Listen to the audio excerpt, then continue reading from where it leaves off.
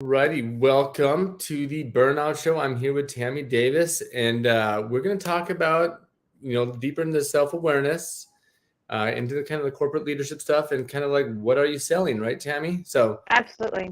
we'll be right back after this reel, and then I'm going to hand it over to Miss Tammy.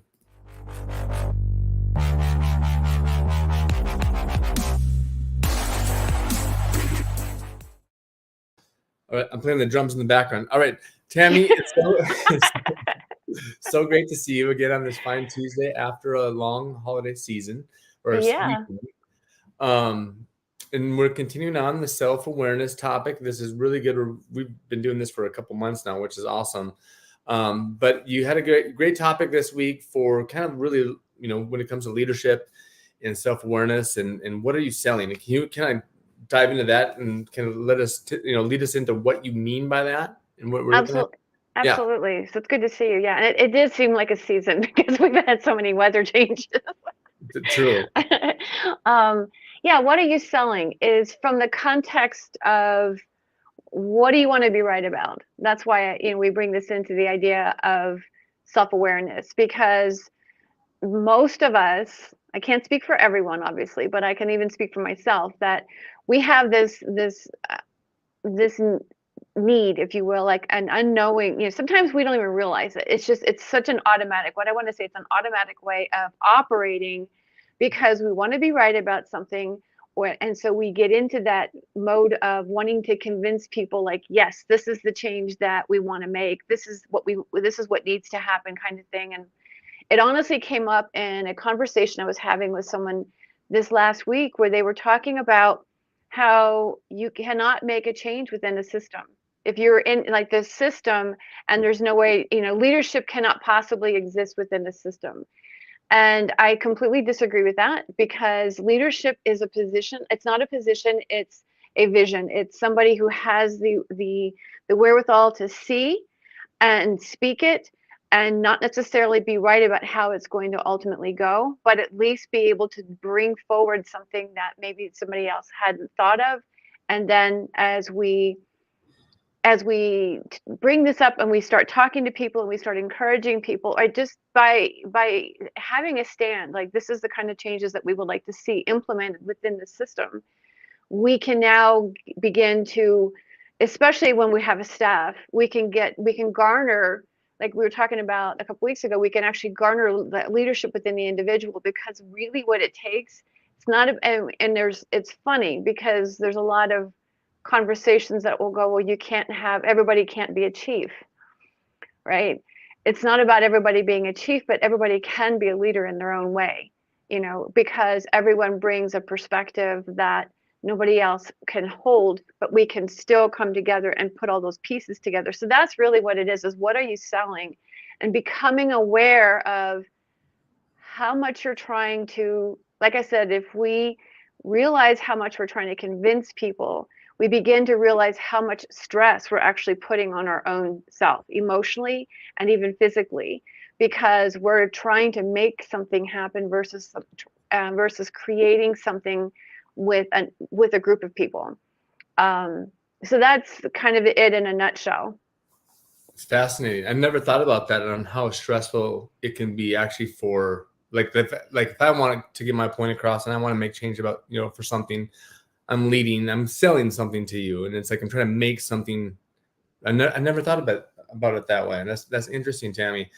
Cause I wanted to, I'm glad you said that because I also agree. It's like, go back to that first statement. You heard someone say that you can't change from within.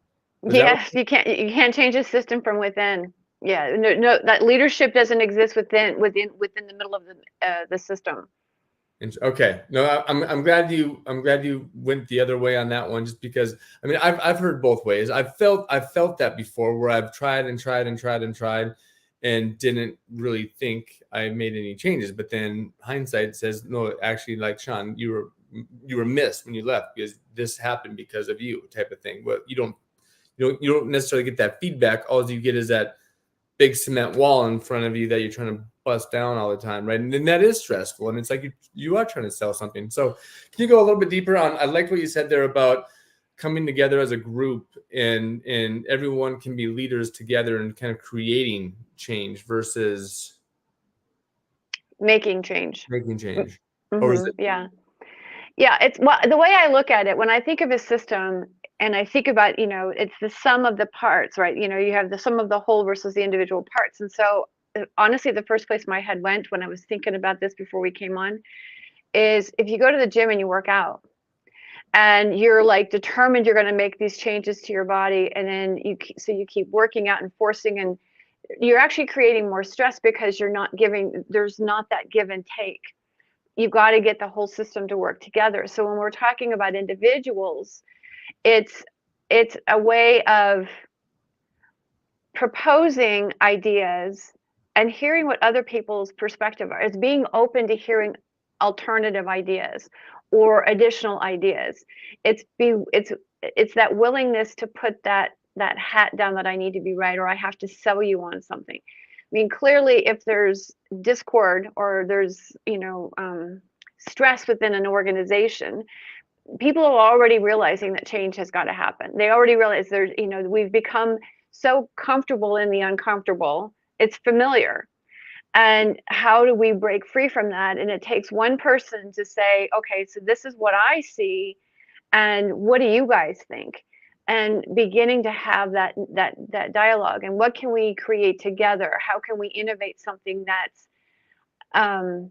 that promotes ease within the team, that promotes ease within the individual? Because the more that we come at this from a relaxed position, it's the reason why yoga and walking have become such a big deal, because you have the edge where you push forward, but then you also have to give yourself some grace. And so by delivering an idea and yet allow, and just like the ocean, the ebb and the flow, when you allow somebody else to deliver something, our perspective, we can begin to shape things more differently, because now you're inviting somebody else's creativity. You're inviting somebody else's leadership and their imagination, which is really where, when I think about physiologically the stress that occurs, our ability to create and imagine something new is diminished when we are stressed. But when we can, when we don't have to have things happen, there's no urgency, that we're okay right now.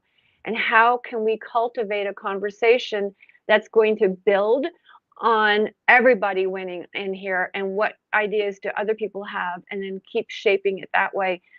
You're, again, promoting a sense of ease within the organization, which is going to promote ease within the individual, and it's going to elicit that level of imagination and creativity.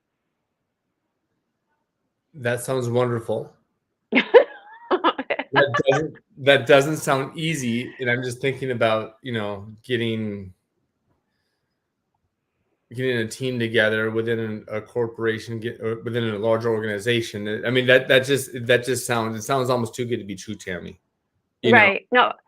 And again, that's where self-awareness comes in, because we have to be willing to identify when we start pushing on. I mean, no one's immune to wanting to put the foot on the gas, Yeah. and going, okay, we're just going to charge ahead with this. But having the willingness to go, wait a minute, and just back off for a second. And it doesn't mean that your ideas are not going to be heard. It simply means giving the space for somebody else to say something, and really, honestly, to check in with yourself to see if that's really the direction you might be the way you want to go, or if there might be a tweak that you can make to it.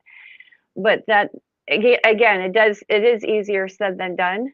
And that's where self-awareness comes in, because that's a person taking leadership in their own role.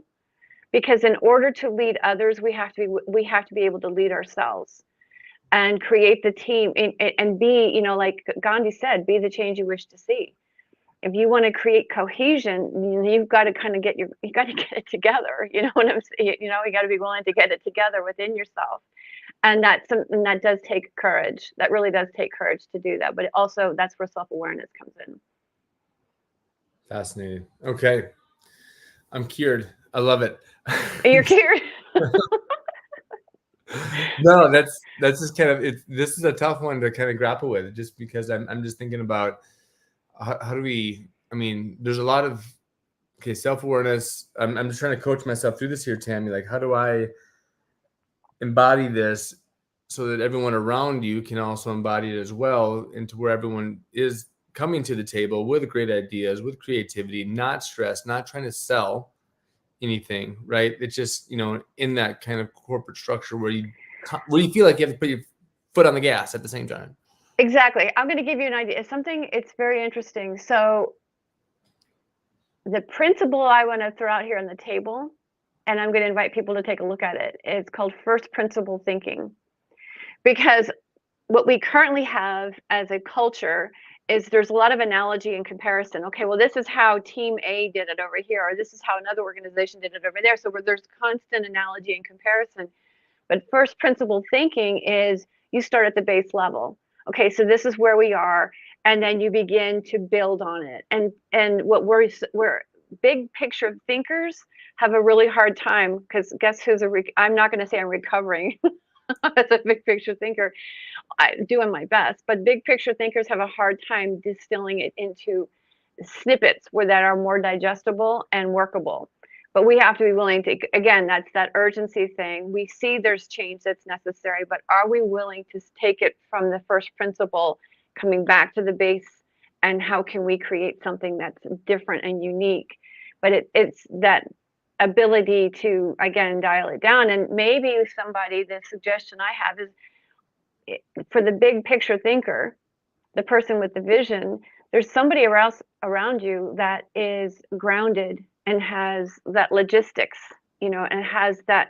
Those are the people that you want to invite in. That's where you would want to start. That, to me, that would be the first level of first principle thinking, because you go to those people to help kind of like bring it down a couple of notches so that you can begin to build back up.